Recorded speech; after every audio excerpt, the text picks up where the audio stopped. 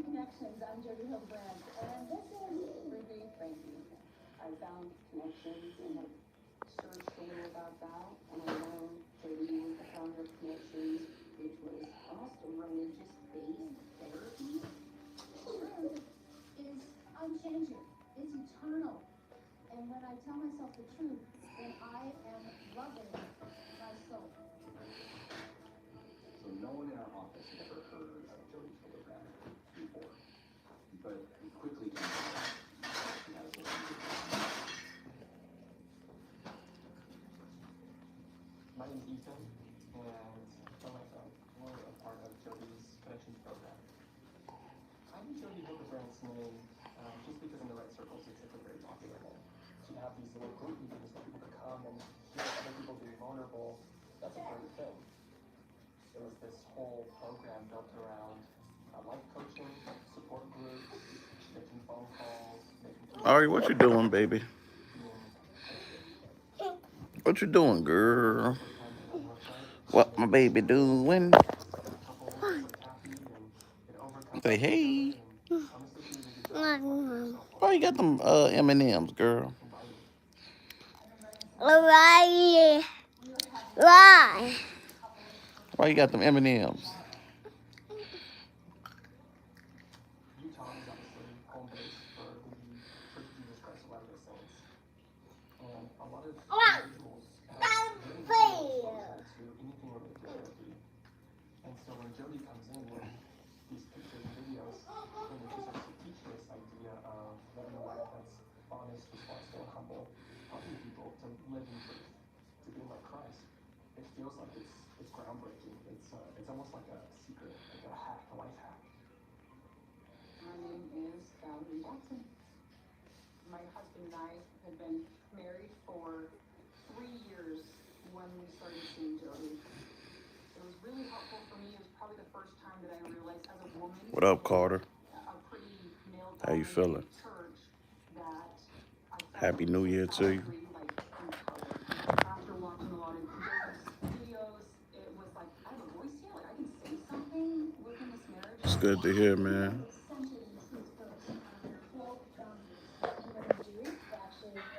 Thank you. I appreciate it. Yo, I'm over here watching Evil Influencer, the Jody Hildebrand story. This is crazy. I ain't gonna lie to you. It was a novel idea for me, and I bought fully into it and was very excited to move forward. People are thinking, this is awesome, I've never heard this before. And they share with their friends, and she was really able to. You what? Jody was being invited. It's crazy. I ain't gonna lie to you. Eyeballs, like it was a big deal in the community. She was being invited to do It's a documentary. podcasts. Very exciting. I don't know if you can see this. Hold on. You probably can't see that. You see the title?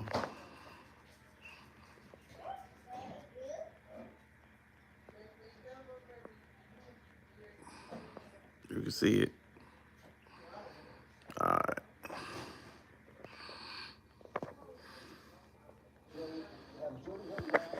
She's got a massive truck for 500,000 people. Welcome, Jody. Thanks for joining us. Thank you, Ken. This lady was basically brainwashing people and abusing children and saying it was God's way, the things she was doing. I'm like, bruh.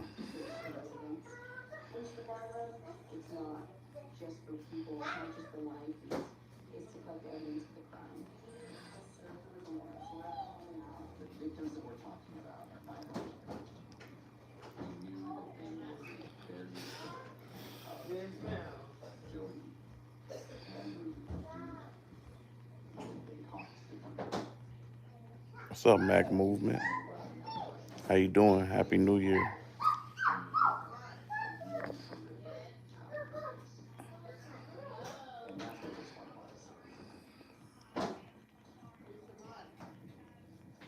We just started room by room, item by item,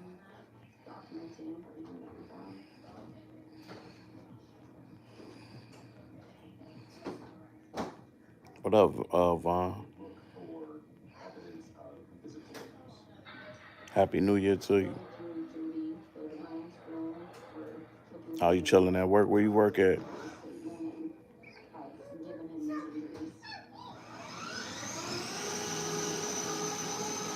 Aria. It was saran wrap, and we later found that was under the homeopathic mixture of honey and remedy, which nobody should do that. I think that's a good idea. It was clear that Jody had been helping dress the wounds and injuries on the young boy. Thank you. I appreciate you.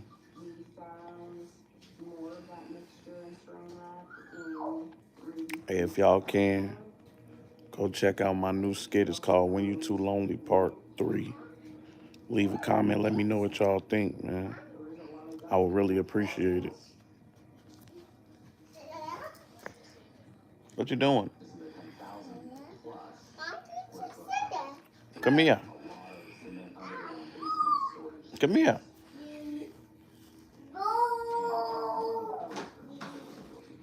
I appreciate you, Vaughn. Aria, come here. Come here, Aria.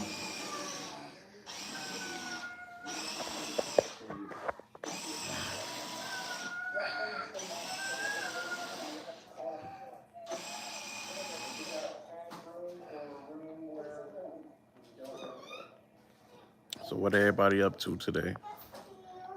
Aria, get from under there. Come here.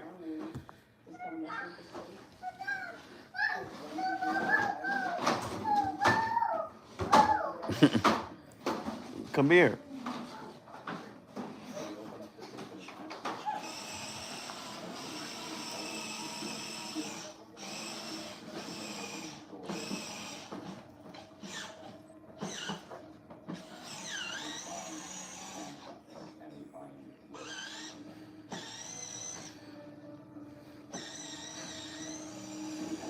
Evidence that vehicles were aware of the injuries and taking steps to, I'm not going to say treat because I think that's too nice, but taking steps to address the injuries, and it was clear that they've been tortured. We could see that. We could see the injuries on them. We could see the malnourishment. All right, Vaughn. When You Too Lonely Part 1, 2, and 3. As a mom, it's I just started making skits, so bear with me. on this level. I'm gonna be doing more this year, you know. I'm getting better with the camera work, as you can see. If you watch from 1 to 3, you're gonna see my camera work, my edits and stuff get better in 3, you know. But let me know. Leave comments. And then all of a sudden, Hey, Mac, I appreciate it. Her bag. Ziploc bag. I don't know what she did with that bag. You know her. Let me get one. I want one. You can have my laptop. quiet, withdrawn. What laptop? What one? And he is not about to take Where is it at? stone cold. How dare you? You done lost it. Now you gonna say I can have it. He just sat on that couch. Is it broke?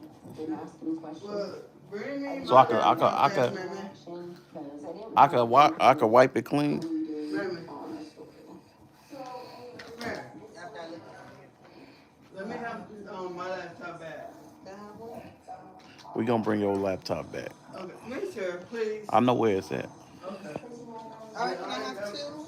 Can I have two? Based on what we had at that Take them time, out, stop begging. Can I have two? police believe they were using handcuffs and brought those of them back to the department for further questioning. Here, baby. Here goes your Ziploc Don't you bag. take it from me. Don't, thank you. I don't want none. Grandma don't want none, baby. Give something to Daddy. Crazy story. I need some of them, Aria. Unusual, influencing others. Here. I appreciate you for watching, Mac. Or being a bad mom. Them for me? These mine? Or this for you? Which one? This for you? Torture their children. I think that's the more terrifying story. For real? That's crazy. Well, even if you did, man, I'm happy you're here, and happy that I get a chance to chat with you, meet you. Nice meeting you, Vaughn. My day going good, though. I'm just sitting over here watching this crazy documentary about this lady that be brainwashing people. Grandma wants the candy bag. All right, go get the granny. Come on, let's go get the granny.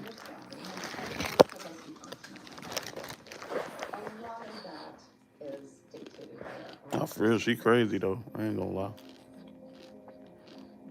My name is Jody Hildebrand. I was born in 1969 in Tucson, Arizona. I was the Yeah, Aria. of 7 children.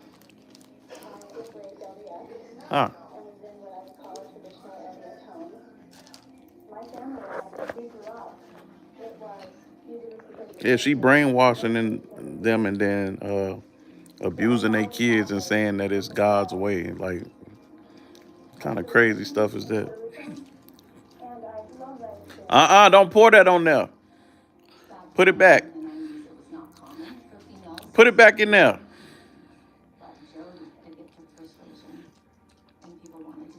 Aria, put it back in the bag. My name is Laura Howells Levitt, and Jody and I are mission companions in Puerto Rico with the LDS Church. Hold on. I expect LDS to connect as many people as we possibly could. LDS missions are really hard work. There's a lot Put of it in us. there. We got up at 6 in the morning and we would read El Libro de Mormon, the Book of Mormon in Spanish, and we would have companionship study. We were always busy. Leave it in there. There you go. Parking lot, we would be knocking doors. We had to talk to a certain amount of people a day. We call it the golden question. My bad. Interested in hearing more about the Church of Jesus Christ of Latter-day Saints. And we were thinking, wow, this is the hardest thing. What I've y'all ever got done, going you on know? today? Being with a companion 24/7 who you didn't choose to be with, that's not easy. One of the guidelines as a missionary was to record and write down your journals, and so I did every day. We were working with this family, and they had delayed their baptismal date. And I I wrote feel in my you. journal how everything I ain't changed doing when nothing till Jody 9. said Then I'm going to work. You feel me? you should hear the way Bill talks and helps them feel the spirit. She even cried. I just sat there and I couldn't think of what to say. I went home feeling kind of worthless. I didn't even need to be there. I wrote that I didn't quite feel comfortable with Jody. Even though there were 3 of us, Jody felt like she was the one making the difference.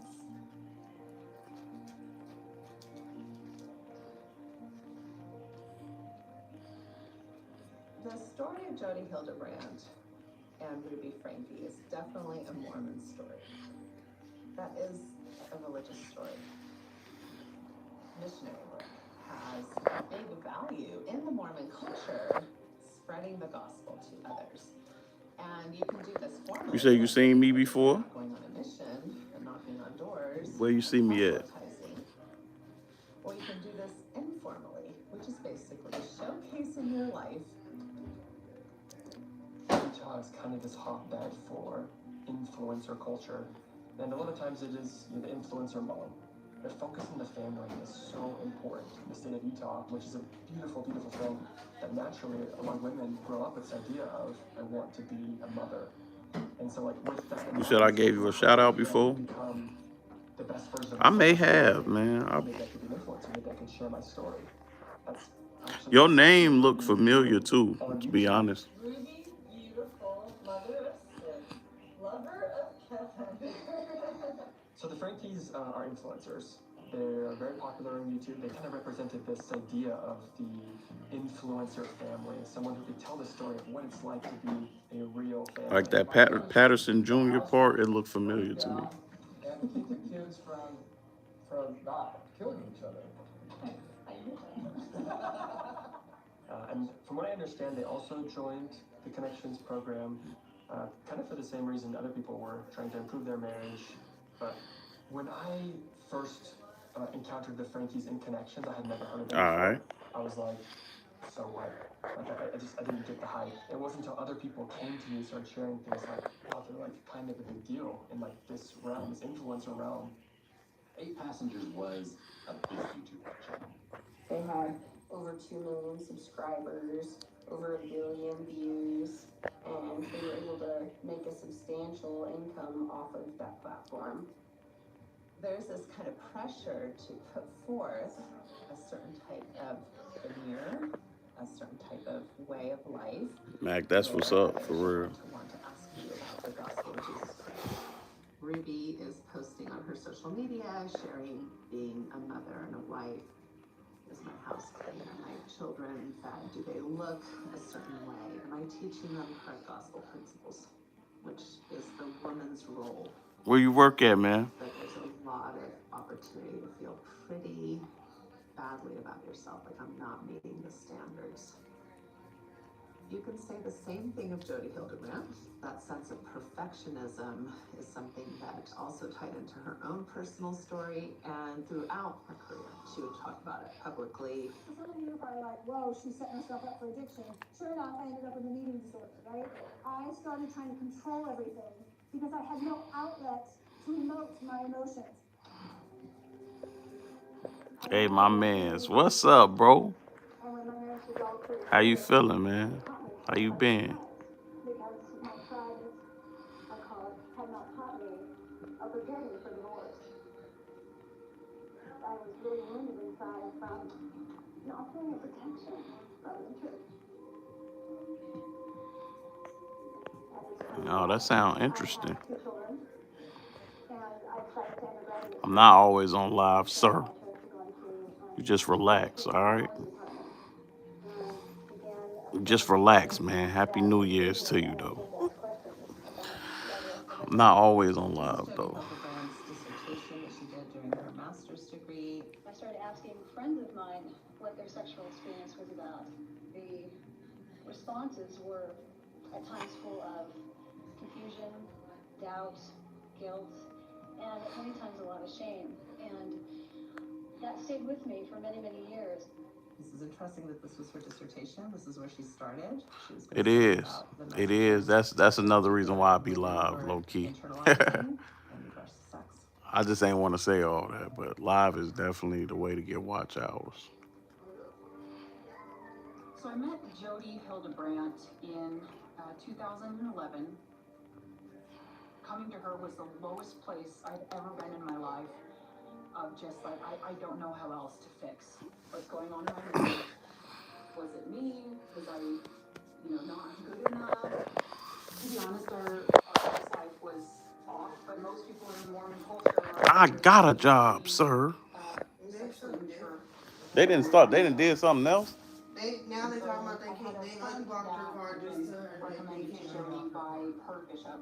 What you mean? Her bishop gave advice. I took it very much like this is from God because that is what we are taught. She clearly homegrown something about shit. Found success in an area of mental health. That is very aligned with What more do they need to verify, though? in high demand conservative religions. They're going to have stricter codes around sexual behavior. Those standards tend to be quite rigid. No premarital sex, no masturbation, Come on, what? even no viewing erotic materials like pornography. The scriptures repeatedly teach that the Spirit of the Lord will not dwell in I just be chilling, X, man. I don't be doing the Christ divides the saints. chilling, talking to the people. What, It's very man? effective. It scares people. seek out and use pornography for sexual stimulation. Obviously violate that covenant. In the early 2000s, with the advent of the internet and of smartphones, pornography became much more readily available. So this, in a sense, was the porn panic that was then very quickly tied to the addiction language by the church. Pornography is as addictive as cocaine or any illegal drug. What's up, bro? Jodi Hildebrandt was instrumental with the 12-step addiction process that the church pretty much implemented.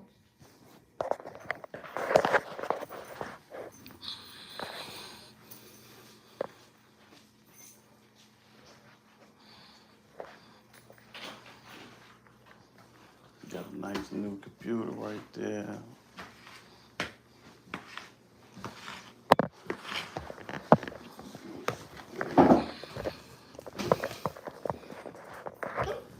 No, alright. We ain't gonna talk about them puppies, X. Okay. He said, how's them puppies? Hey, we ain't gonna talk about them puppies. Oh, yeah. Come here.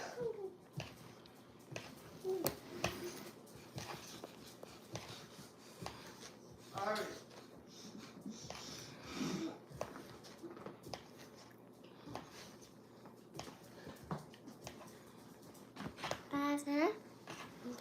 What?